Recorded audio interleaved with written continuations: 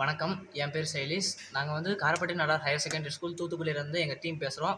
எங்களோட ப்ராஜெக்ட் என்ன வந்து பார்த்திங்கன்னா, சவுண்ட் எனர்ஜியை எலக்ட்ரிக்கல் எனர்ஜியாக கன்வெர்ட் பண்ணுறது. இதோட யூசஸ் வந்து பார்த்திங்கன்னா, அதாவது வேஸ்ட்டாக போகிற இந்த சவுண்டை, இந்த நாய்ஸ் பொல்யூஷன் இருக்கிற இந்த சவுண்டை வந்து வேஸ்ட் ஆக்காமல் அதை வந்து எலக்ட்ரிக்கல் எனர்ஜியாக கன்வெர்ட் பண்ணலாம். உதாரணத்துக்கு இதை வந்து இப்போ ஒரு ஹெவி டிராஃபிக்கான ஒரு ஏரியாவில் ப்ளேஸ் பண்ணோம்னா, அந்த இடத்துல வந்து ஒரு குறிப்பிட்ட அளவான ஒரு எலக்ட்ரிக்கல் எனர்ஜியை நம்மளால் வந்து கன்வெர்ட் பண்ண முடியும்.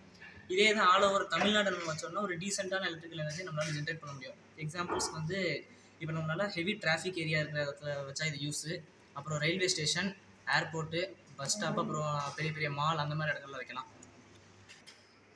ஸோ இந்த டயக்ராமில் வந்து பார்த்திங்கன்னா நாங்கள் என்னென்ன பொருள் யூஸ் பண்ணியிருக்கோம் அண்ட் அதை எப்படி கனெக்ட் பண்ணியிருக்கோங்கிறது தான் இருக்குது. ஸோ என்னென்ன யூஸ் பண்ணியிருக்கோம்னா ஒரு சவுண்ட் டிரான்ஸ்டியூசர் ஒன்று, step up transformer, diode, LED, அப்புறம் ரெசிஸ்டன்சஸ், அப்புறம் ஒரு 12V பேட்ரி, ஆர்டினோ இது, அப்புறம் எல்டிஆர், இது எல்லாமே இருக்குது.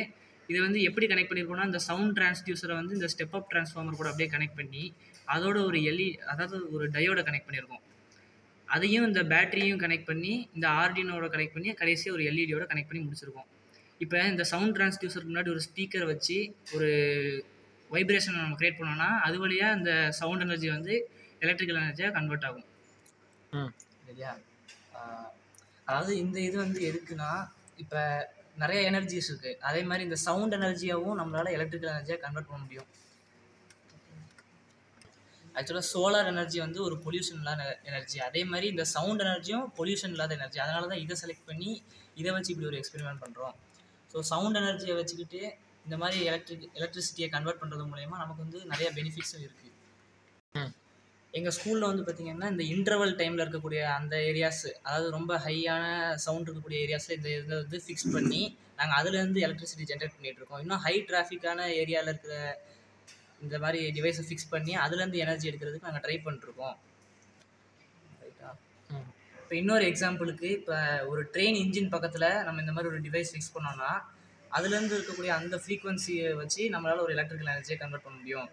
அது அட்லீஸ்ட் அந்த ட்ரெயின் சிக்னல்ஸ்க்கு அந்த ட்ரெயின் சிக்னல்ஸை சார்ஜ் பண்ணுற அளவுக்காக அதுலேருந்து எனர்ஜி நம்மளால் ஜென்ரேட் பண்ண முடியும்.